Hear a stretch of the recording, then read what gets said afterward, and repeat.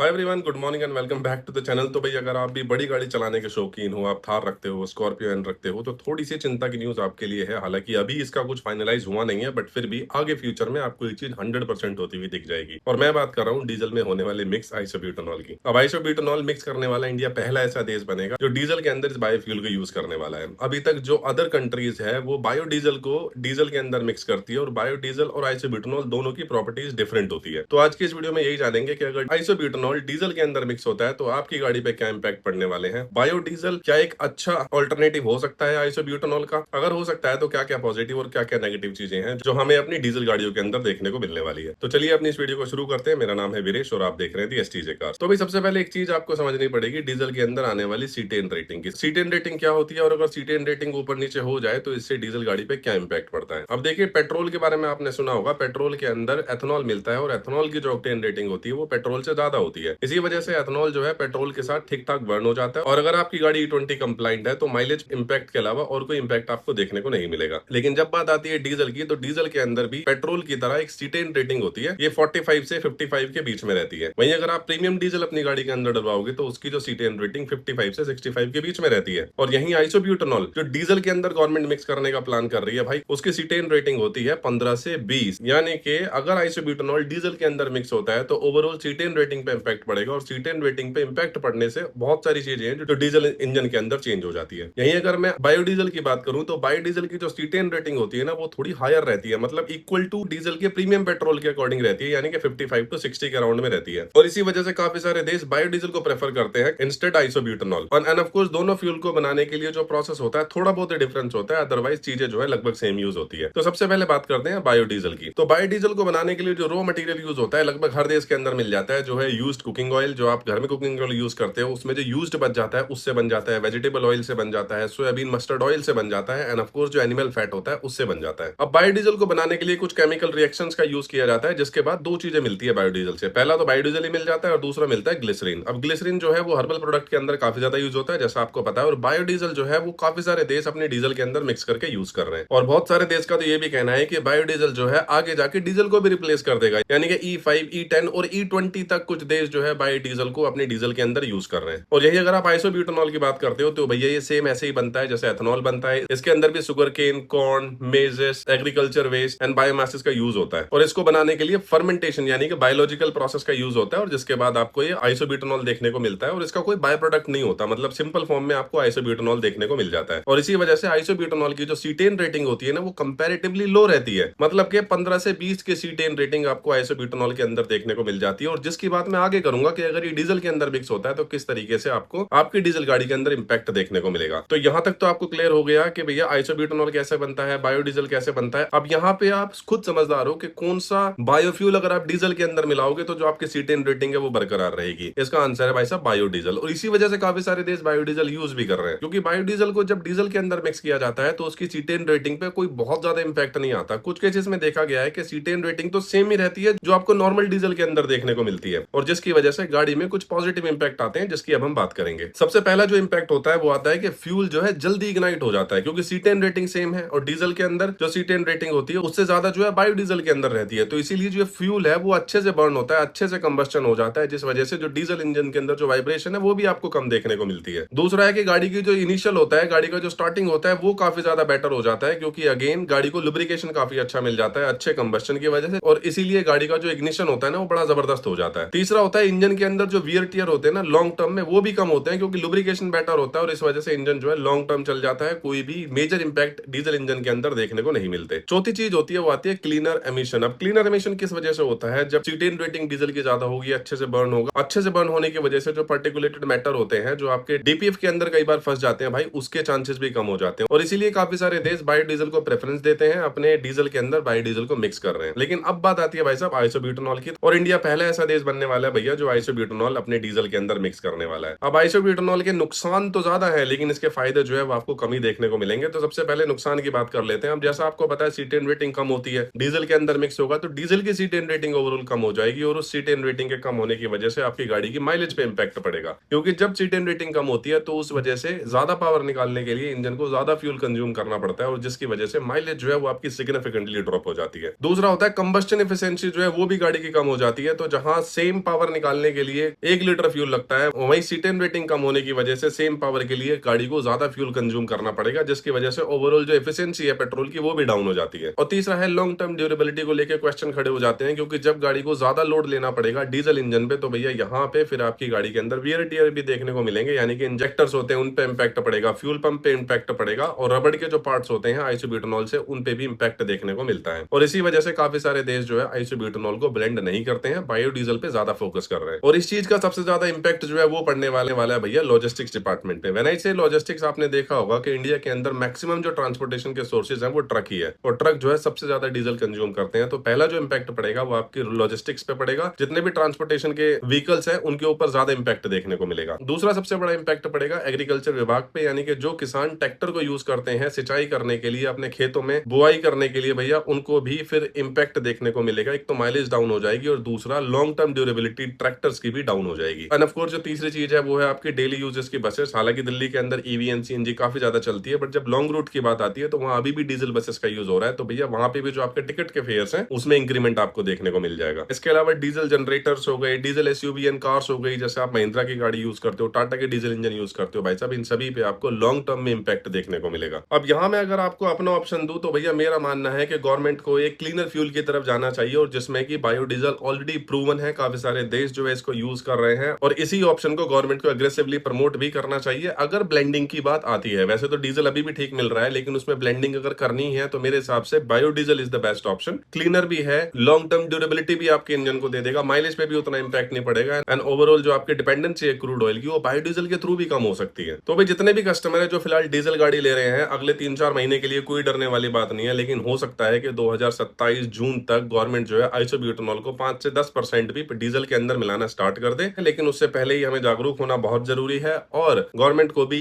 एक cleaner fuel की तरफ इनिशिएटिव लेना चाहिए, जो मेरे हिसाब से बायोडीजल बनता है। बाकी आपका इस पे क्या कहना है कमेंट करके बताना। बाकी मिलते हैं अगली वीडियो में, तब तक के लिए बाय बाय।